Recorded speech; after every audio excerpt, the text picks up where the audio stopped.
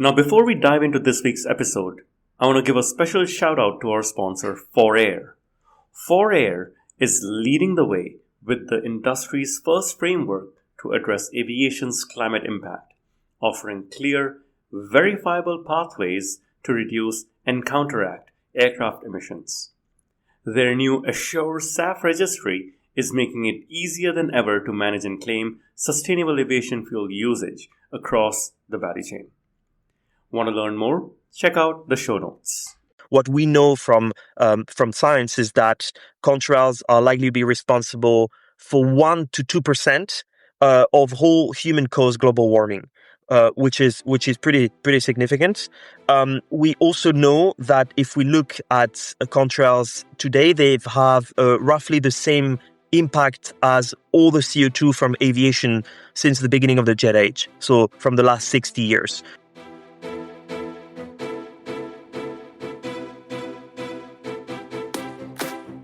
Welcome to Sustainability in the Air, the world's first podcast dedicated to sustainable aviation. I'm your host, Shashank Nigam, the CEO of Simply Flying. Every Thursday, I have important conversations with top aviation executives, technology entrepreneurs, and policymakers helping aviation take climate action. Conversations that help separate the signal from the noise. Whether you are a frequent flyer or an airline executive, if you care about sustainability or simply love traveling, welcome aboard. My guest today is Matteo Mirolo, who's the Director of Strategy and External Relations at contrails.org, a non-profit initiative founded at Breakthrough Energy. Contrails.org aims to turn contrail research into climate action by uniting experts from industry, policy, and research. What's particularly interesting is that contrails from just 5% of flights cause about 80% of aviation's contrail warming effect, making this a uniquely targeted opportunity for climate impact. It's something that airlines can do today without waiting for new technologies. Matteo brings a refreshing combination of scientific rigor and ambitious vision to this challenge. Enjoy this conversation as we explore how aviation industry can tackle this often overlooked aspect of its climate impact.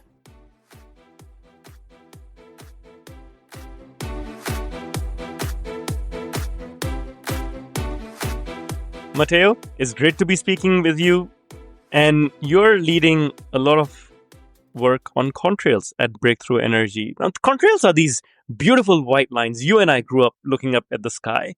They're beautiful. They're beautiful, but you tell me they're not really good.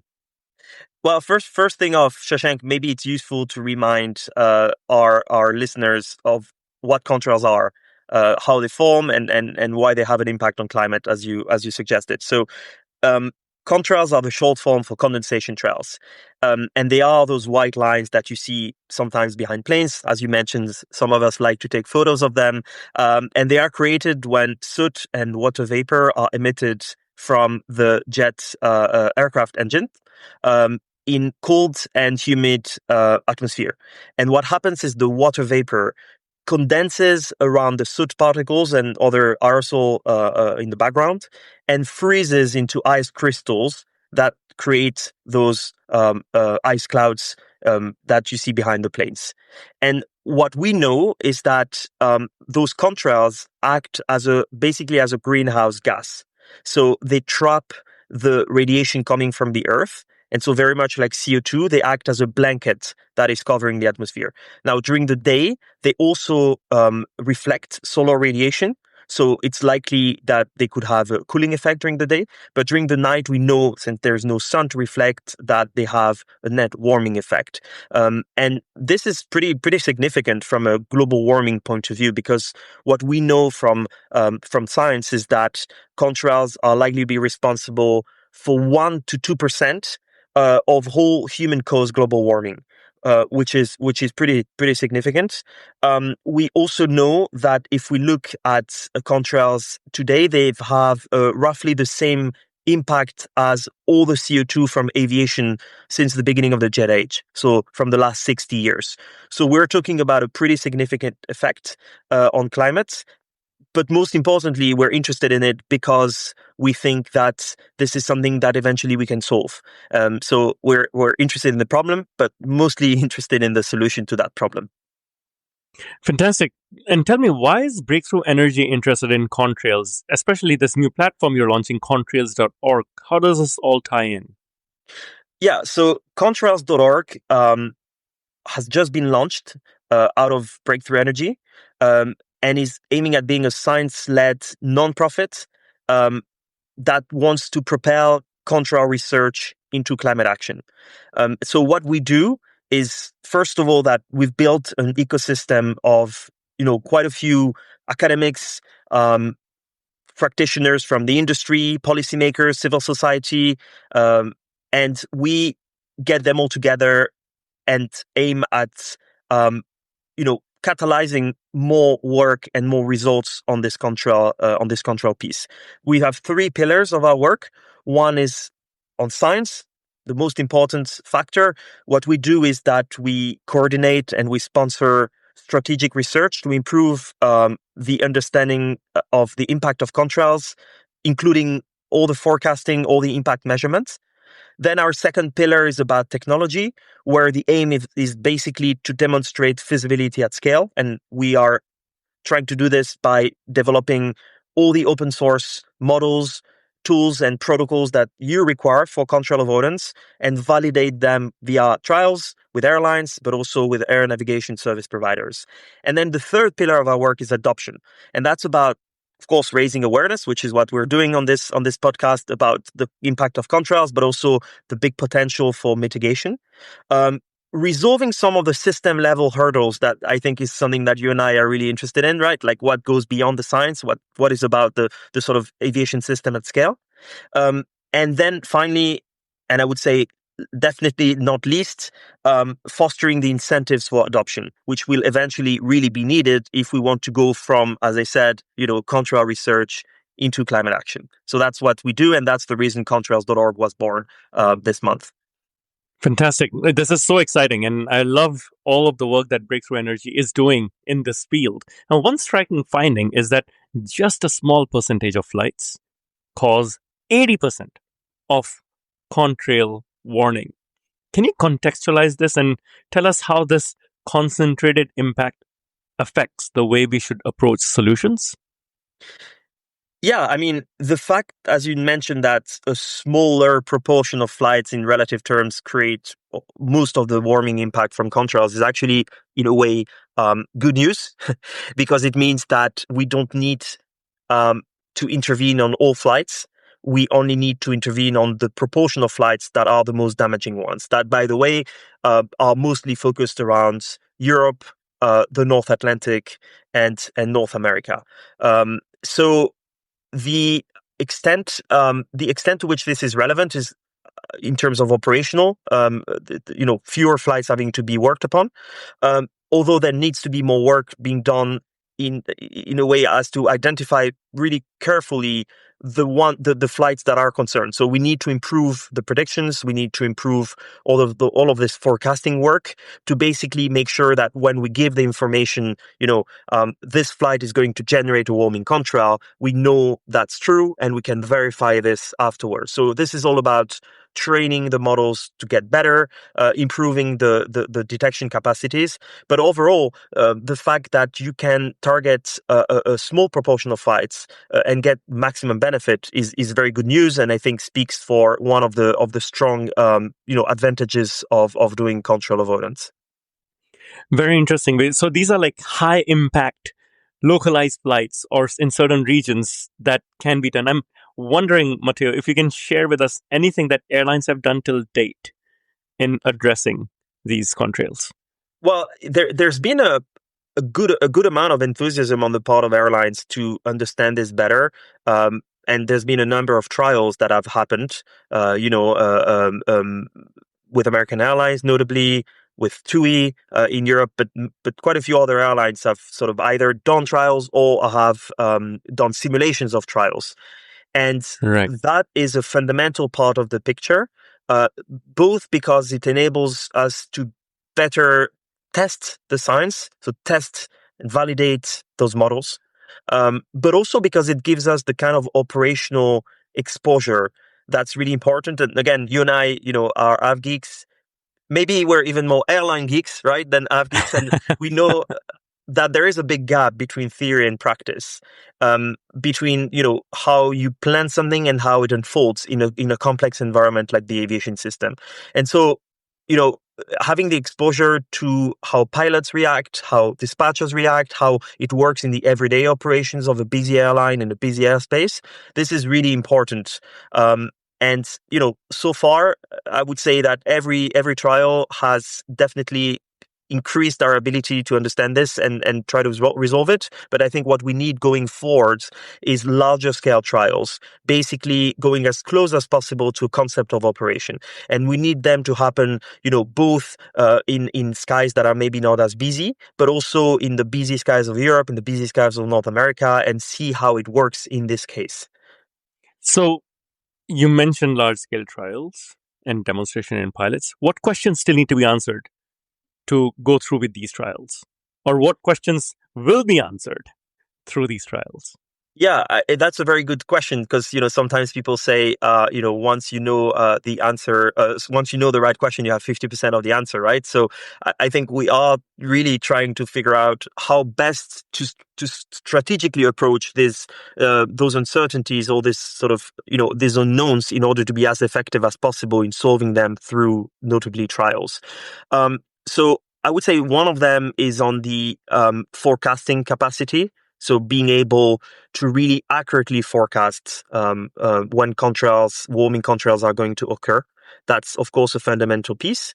And you could match that with verification. It's also very important to be able to check whether what you've forecasted is true, because that's the basis of a lot of decisions, including whether it makes sense to fly a slightly longer route in order to avoid a contrail. Another part is, of course, on this question of the extra fuel burn. A lot of indications are that the extra fuel burn is going to be minimal, but I think it's very important, both for climate and for financial reasons, to pinpoint exactly how much that extra fuel burn would be. And that is something where, indeed, between the theory of a flight plan and the practice of the way it's flown, there is going to be a gap, and trials can help us to better understand that. So I do think that it's always going to be a very cost-effective solution, especially if you compare it to other sort of CO2-focused solutions like SAF. But it's important to know by how much. And by the way, just as a reminder to everyone, it's not either SAF or contrails. It's both, of course, but I think it's important in an era where everybody's trying to be very cost efficient to remind that contrail management is something that is likely to be very cost effective. And then I think you have a whole set of work that has to happen on how do you streamline this into an airline operation. How do you make sure that this is not too much more work for dispatchers, that pilots in a way potentially don't even have to hear about it and they just fly a new flight plan without knowing that it has been optimized for contrail. So you need to make sure that this is streamlined. And finally, there's a lot of work that has to be done on the interaction between airlines and ANSPs, navigation service providers. You can't do this in vacuum. You can't have one airline doing this and the others not. You need to build this into the air traffic operations, and that I think is a very, very interesting part of the work. It's how to create those synergies between the modernization of the airspace, which is happening in a lot of places of the world, and the challenge we have to overcome with warming contrails and how to manage them. You mentioned costs. One of the question I get when I speak with airlines is, hey, there's going to be an additional fuel burn, for example, if I want to avoid this contrail. What are these costs looking like? And is cost an issue? Are you able to talk about price elasticity, for example? I mean, if you're looking at some of the papers having been published on this, one of them published last year was forecasting 0.1 or 0.11% extra fuel burn across the fleet, which of course would be extremely good news in terms of the very low financial footprint for an airline. The more sort of demonstration led fuel estimates have to be improved and done in a way as to provide an authoritative answer to this question.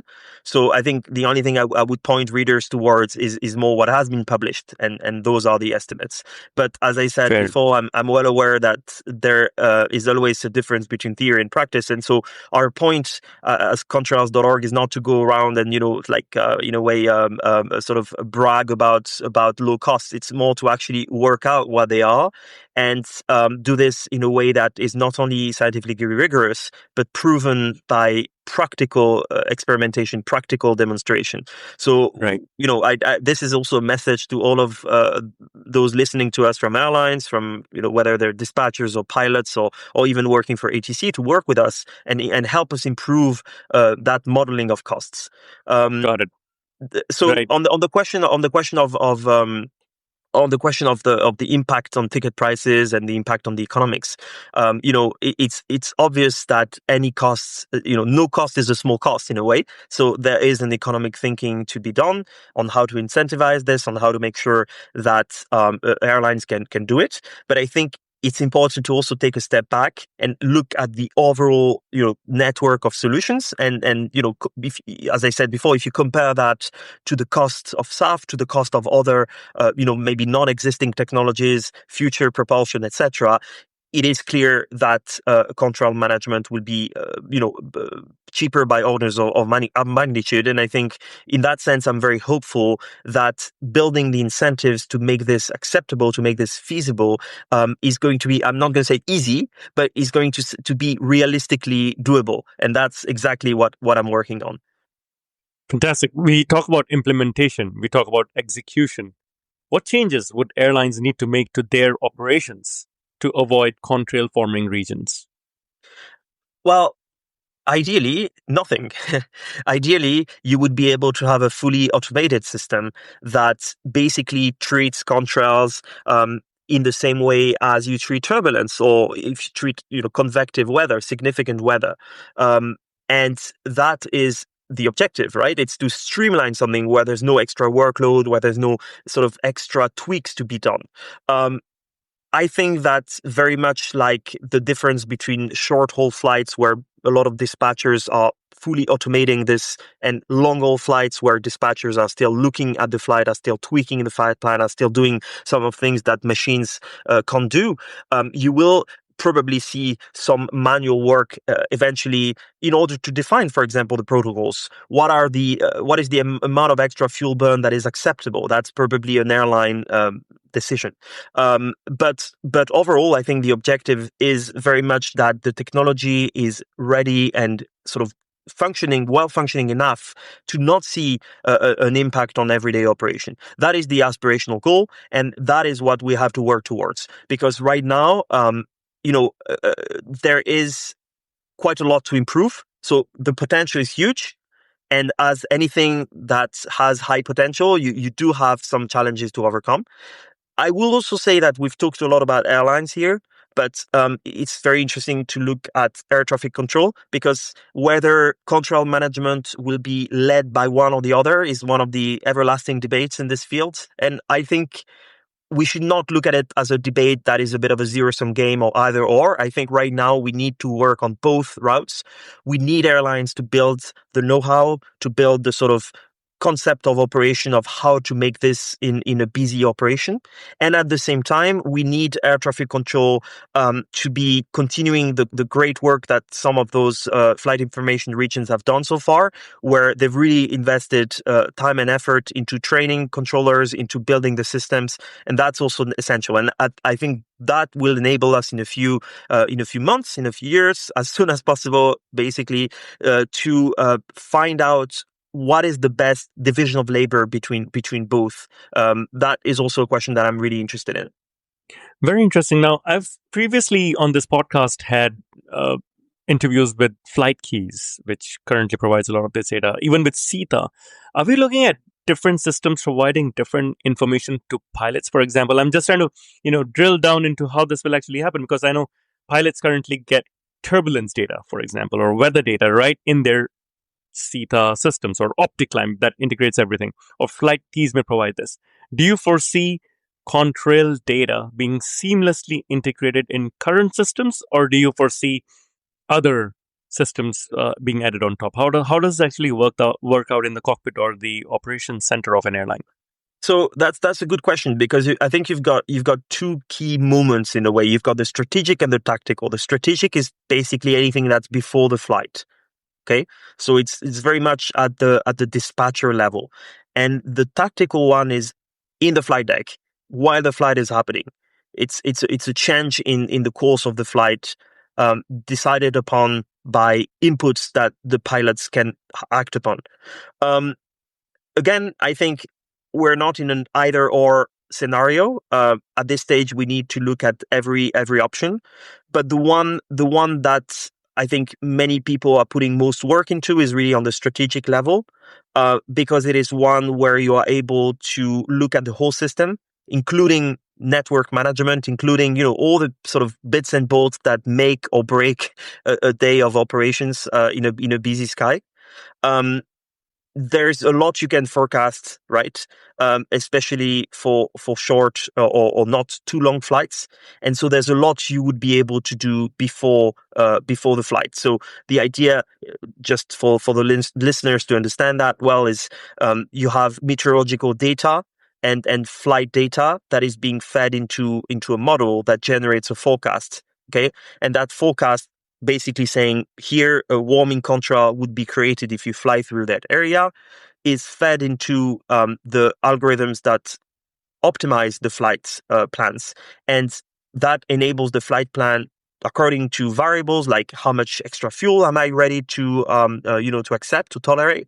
Um, that flight plan would then be tweaked and optimized not only for fuel, not only for significant weather, not only for time, but also for contrails. And that gets automatically transmitted to the airline and then validated by the network manager in the case of Europe with the air control. And then that's what the pilot puts into the FMS, into their computer on board, and then flies that flight plan. That's all the strategic work. The tactical one would be that the pilot has some kind of an instrument tablet or something on board, and that tablet tells them, oh, there's going to be the contrail zone has moved, or there's a new contrail forming region that you're going to cross, and then they would sort of voluntarily ask air traffic control, can I go at flight level 320 instead of 350 because I want to be able to avoid that contrail formation region. So yeah, that's basically the difference between the two. Makes sense. And thank you for diving in deeper, because I think a lot of the listeners are trying to figure out, okay, how do we actually do this? And this is definitely helpful. Now, we've just passed 1.5 degrees Celsius of warming, according to recent data. How does the immediate impact potential of contrail mitigation fit into the broader urgency of climate action? That's a great question, because to be honest, Shashank, this is the question that makes me get out of bed every morning. I think a lot of us are working on this not only because we like planes, but also because we want to have an impact, a positive impact on our journey and long journey against climate change, which is definitely the issue of our time. I'm going to be bold, and I'm going to tell you that I think contrail management will be crucial to meet the Paris Agreement goals of remaining under 1.5 to 2 degrees of global temperature rise. So why am I being bold? And I'm well aware that the contribution will be modest in terms of, if you look at the amount of temperature you can shave off, let's say. But I think that the way we will be able to respect this Paris Agreement is not by a single silver bullet, but I think by a number of key sort of effective, efficient measures that will, one by one help us reach that goal. And I think contrail management is one of them. It's one of them because you can reach this, comparatively quickly. Because if you get rid of contrails, you have an immediate impact on climate because it is cost efficient. So, I can already hear people listening to us and saying, oh, he's oversimplifying. No, I'm not oversimplifying the problem. I'm saying that there's a big opportunity. It doesn't mean it's going to be easy, but I think we do need to have a bit of a moonshot approach here. We need to put all the problems on the table, and that's people that know me know that I'm not shying away from talking and hearing and learning about the problems. But once we've done that, we need to be triple, quadruple, more ambitious in terms of wanting to solve those problems and wanting to solve them in time for this to have a positive effect on climate. So I think that the reason I'm getting out of bed in the morning and working on contrails every day is because this matters, because this is realistic, this is feasible. And I want in a few years' time, Shashank, to talk to you again on this podcast and tell you, not only have we solved this, but we've done it all together. Okay. We've demonstrated that the aviation ecosystem can come together and find solutions and can find them in time with an actual impact on the world that is far bigger than what people thought aviation was able to do. And we've been able to teach or show other sectors that maybe there's something to learn from this approach. And, you and I, I've grown up hearing and learning about all those pioneers of aviation. And, I'm not saying this is not the Wright brother, right? I mean, yeah, we need to be modest about what we're doing, but it is still, I think it's still, in a way, we're getting back to the pioneering age. We're tackling a big challenge. We know why we do this. And it's probably one of the most important reasons one could ever find. And we are doing what it takes, whatever it takes to solve this. Now, the final part of this interview, Matteo, is the rapid fire round, which I'm sure you're familiar with because I know you're an avid listener of this podcast. So here is where we get to know Matteo a bit more personally. And I'll start with something very simple and maybe not so easy for you. What's your favorite airline, Matteo? I'm going to tweak your question and say airline because I'm French and Italian. And so in order not to get my passport revoked immediately after this interview airs, I have to say ITA Airways and Air France. It may surprise people that I'm talking about ITA Airways, but I do strongly believe that ITA Airways can become one of the most premium brands in the Lufthansa group. I really like the brand. And Air France, of course, brings so many memories for me. And so speaks really to the core of what I am, which is a nav geek and one that is interested in the history of aviation. I love it. I think you might actually get a call from Carsten Spohr's office after this podcast because I don't think anyone other than him has shared such optimistic views about the future of ITA. So, amen to that. What's your favorite airport? My favorite airport, I think I'm going to be a bit boring by saying it's Singapore, which is not an airport, it's a 5-star hotel, isn't it? But I'm also going to say I once had the chance to fly out of Lugano Airport in Switzerland. And it was one of the best experiences I've had in an airport because it was so small. It really felt like a living room. So I think, I would say Singapore for the big airport experience. And I really like Lugano as this really small boutique airport. Love it. Okay. Favorite book? Favorite book? I've recently read a book called Pachinko. The author is Min-Jin Lee. It's a epic historical fiction following a Korean family who immigrates to Japan. And as someone who's lived for the last, 12 years and counting abroad, it's very interesting to read about an author's take on to what it's like to adapt, what it's like to integrate, especially across different generations. So I really recommend this book. And not many people know about the history of Koreans in Japan. So it's a really interesting novel. Very interesting. I'll definitely check it out. It's not a book I was familiar with. What is your favorite movie? Star Wars. Easy answer. Again, brings me memories. And, we are at the end of the day in the business of sort of technology, deep innovation. And I think the imagination of George Lucas is boundless, right? And so I'm just still very inspired by everything I saw as a kid. Sometimes I feel we need boundless imagination to make sustainable aviation true as well. We need a pioneering spirit, right? We talked about it, Shashank. We need to go back to the origins of aviation with his daring adventurers, maybe not of the stars, but of the air. And I think if we go back to this adventure spirit, I think it will also help us on our mission to clean aviation. Absolutely. Final few questions. What do you do in your free time? I cook. If I had not studied what I did and go into this space, I think I would have wanted to be a cook, a chef. I love it. I think it sums a lot of the things I like in my life, whether it's the creativity of new dishes, whether it's the cultural experience of finding new ingredients and traveling to the countries that produce them, whether it's the rigorous approach you need when you prepare a complicated dish, whether it's the coordination and the fast-paced work when you're trying to do a multi-course meal at the same time, which I once did for my wife and her friends. I was their first chef, okay. and they liked it, so I cook. Love it. Okay. What is it that you would like to learn? I would like to learn meteorology. In fact, yesterday I started a book, Meteorology or Weather for Dummies. I'm fascinated about what happens above me in the sky, and I realized that I don't know the theory behind it. So if anyone is willing to help me learn meteorology, please be my guest. Love it. You are going beyond contrails into actual meteorology. What is the best advice you've received? One that I got recently, and it was hire people that are smarter than you. I think it's a great, both a very useful advice, but it's also a very deep, life lesson, I would say. So a call to your listeners, please reach out. Fantastic, Matteo. I love the spirit with which you get out of bed and you want to do whatever it takes. I hope this podcast has inspired a few people to take good action about something that is important, I think, for all of us to first know about. And if you're in a position of taking action, then take action about as well. This definitely helps inform a lot of people. And I'm very inspired by what you are looking to achieve and the vision for contrails.org by Breakthrough Energy. You're bringing all the right players together.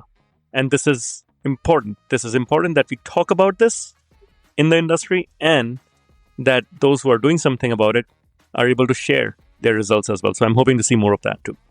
And thank you for that, Shashank. And what I would say is, one of the great things about your podcast is that, as you said, it creates interest. It sparks some collaboration, some sort of some meetings between people. And I think that what we're in need of is indeed more cooperation. And, a lot of times you hear that word as a bit of a buzzword in conferences and you think people just say it for the sake of saying it. I don't. I say things for a reason, and this one is a big reason. Contrails.org is really meant to be an open space. It's meant to be a tent under which people can come and put their furniture. We are non-profit. We are driven by the only objective is to help solve that problem. And so we are definitely looking for more cooperation with everyone that is involved, everyone that has the motivation to solve this issue around warming contrails. And so my appeal, if I may, to the listeners of this podcast is, contact us, get in touch, offer, propose, and you'll always find someone on the other side of the line to welcome positively any ideas from your side. Fantastic. Matteo, thank you so much for sharing in depth what it takes to avoid contrails, why it is important, and I truly hope that this inspires lots of people into taking actions. Thank you. Great to be here. Thank you, Shashank. Thank you for listening to this episode of Sustainability in the Air. Aviation is one of the hardest to decarbonize industries, yet there are multiple paths to get to net zero. Awareness is key to a green future. So please give us your support to help our sustainable aviation insights reach a wider audience. You can do this by sharing this episode on your network, on LinkedIn, Twitter, or even WhatsApp. Or perhaps you might consider leaving a review on Apple Podcasts, Spotify, or wherever you listen to this episode. You can start a conversation with us by writing to us at podcast@simpliflying, that's simply with an i.com. And for more content on sustainable aviation, please visit our website green.simplifying.com and join the movement. Sustainability in the Air is an original podcast by Simplifying. The show is produced by Juraj Toth in Slovakia. Dirk Singer is our Director of Sustainability, who leads research for each interviewee out of Greenwich, UK. Shubhadeep Pal is our Supervising Editor based out of Mumbai and Singapore. The articles are written by Ayushi Badola in Dehradun in India and Meera Hull in Montreal, Quebec. Creative design is led by Ligia Esteve in Montreal. Baiba Drimen is the project director for the show based out of Valencia, Spain. Special thanks to Wendy Sim in Singapore. And I'm Shashank Nigam, the CEO of Simplifying and your host. Please feel free to connect with me on LinkedIn.